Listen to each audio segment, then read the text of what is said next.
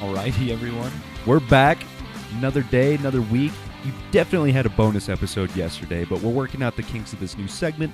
We're going to get a quick turnaround, so this one is actually being recorded on April 11th. And what do we got today? Looks like Russia's still squaring our sights.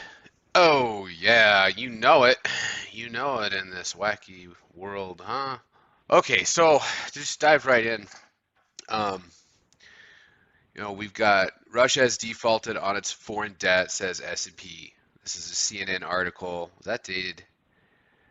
When is that dated, Yeah, I mean, it's Tavis? been released today. It's pretty fresh news. I think that's why it says, according to S&P.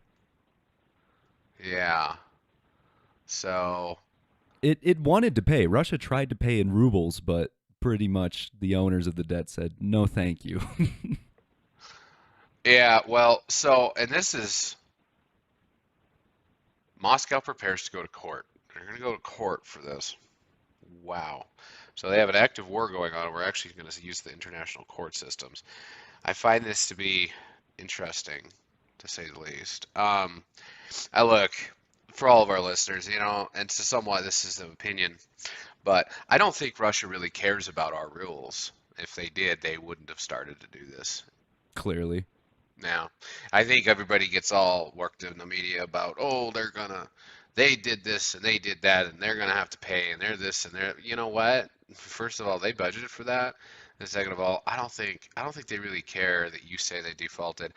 I think the only thing they actually care about would be trying to show to the rest of the world. I don't think they could care less about NATO and the United States. The rest of the world being, everybody outside of that.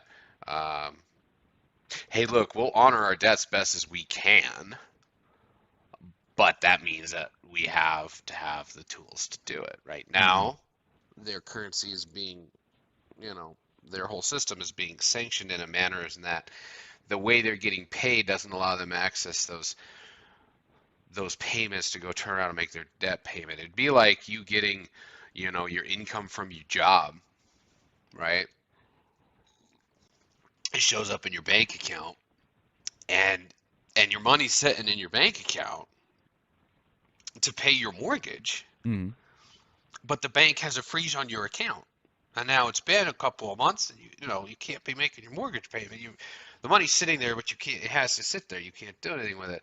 So what does Russia do? Is they say, well, we're going to sell to unfriendly nations in rubles or in gold. Mm-hmm. And they say, well, you can't do that. Well, their ruble goes up and ends up as strong as before the invasion. And now they're saying, they're going to peg their ruble to gold. Well, if they peg it to gold, then technically all you got to do is exchange in gold, and you exchange in rubles, yeah. Mm-hmm. And so we have a very interesting situation going on here.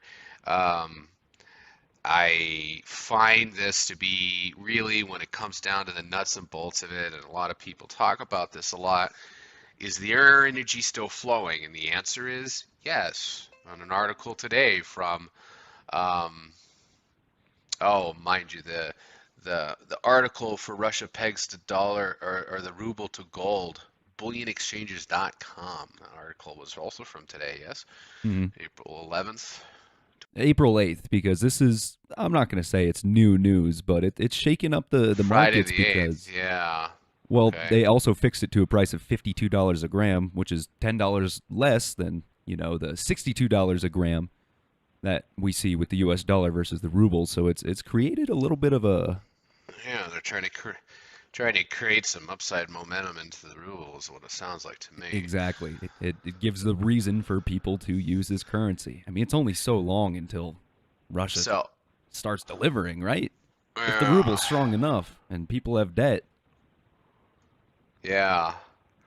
Well, the other thing here we have to always ask is Russia's biggest aspect of their economy is their energy, right? Their energy's still flowing. In fact, we have an article today here from oilprice.com, April 11th, or April 9th, sorry. It was must have been from a weekend article. Russian oil continues to flow to China and India. So here, basically, going through this article, there's a lot of numbers, there's a lot of stuff in here. I would direct any of our audience to go and look for this oil price article. It was on April 9th by Alex Kamani. But what it comes down to basically is that India and China are getting a $25 to $30 a barrel discount, and they're buying the discount, Hmm. right? Hey, you'd be stupid not to. I mean, Yeah, well, I mean, if you need to import a bunch of oil and you're getting it 30% off, that's a deal. That's a that's a steal. deal, right? And what, the And EU's so, just gonna say that's bad. You shouldn't do that. Apparently, yeah, what are they going to do? I don't understand what they're going to do. nothing. They can't do nothing. The only thing they can do is they can say, let's stop importing Russian stuff as a bloc. And they won't do it because they can't. They can't do it. They can't afford No, to. no. So right now, essentially, we have an active situation on the globe where the Western aligned powers are paying a lot more for their energy than the Eastern aligned people. Hmm. Seems to me that China and India have an economic advantage in the energy acquisition and consumption space right now. Hmm. This isn't really being trumpeted all over NBC News. But if you ask me, we're on the losing end of this stick right now, and we keep trying to threaten this and threaten that, and nobody's doing anything of any actual import to say, no, we're really going to stop taking your stuff. It just, right now, if you measured success in currency strength and costs of energy, Russian's ruble is where it was before this started. So they've technically lost no ground there. I mean, these Hmm. are daily things, they can change, but their currency's back to where it was, and they still are trading energy and they're selling it to their friendly partners that aren't condemning them for their actions in Ukraine, basically, on sale. I don't see how. I mean, all I can hope is that we remember that this, the whole crux of this thing, the whole what supports it, what drives it, it being the geopolitical conflicts, Hmm. the war right now that seems to have started. That some people are still, wondering if we won't look back and say this was the beginning of some sort of World War III. Like the whole crux of this is energy. It's the basis of the whole thing. It's the basis of Russia's strength, right? Hmm.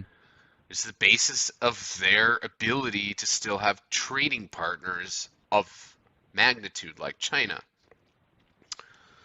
If you don't cut off the energy supplies, you don't cut off the strength. Nothing gets changed. I mean, you're right. Yeah. Like we say, disclaimer: war is bad. We don't want to see it, but it serves as a great, I'm gonna say, distractor for them to do what they're doing with the ruble and energy and cement new alliances and trade structures. This is, I don't know. I feel like there's a lot going on behind the scenes that isn't reaching the headlines. No, it's not, I mean, it's out there. It's no made up situation. I mean, this stuff is happening, but there isn't a bunch of I don't think that the mainstream media really wants to point out to the average American consumer that they're paying. Well, I mean, look, if China is paying, say, $65 a barrel and we're paying 95, I mean, we're paying 50% more. Hmm. Hmm. It, The it common for man would be upset. yeah, I mean, go, yeah. I mean, that's a big difference, right? Oh no, Yeah. we're winning. Well, what are we winning? What are we winning? I don't know what we're winning. I think what we're doing is we are creating more of a fractioning situation, and we're allowing that to grow because I guess the Western world just does not have the situation nor the raw cojones to just say, no, we're cutting off the gas imports. No, we're cutting off the oil shipments. Hmm. You know, no, we're going to target Russian tankers in international waters and we're going to seize them if we find their transmitters were switched off and they're violating sanctions. You're right. We'll just have to see what happens next week because we have run out of time. We hope you're enjoying these segments. Be sure to frack that follow button because we'll be putting a new one of these out every Wednesday, trying to get a 2-day turnaround. So the news will be fresh, the information will be good, and you can always find more on www.rarepetro.com. So thanks for tuning in, hearing our takes on the wacky world of energy, and until we see you next time, take care, everybody.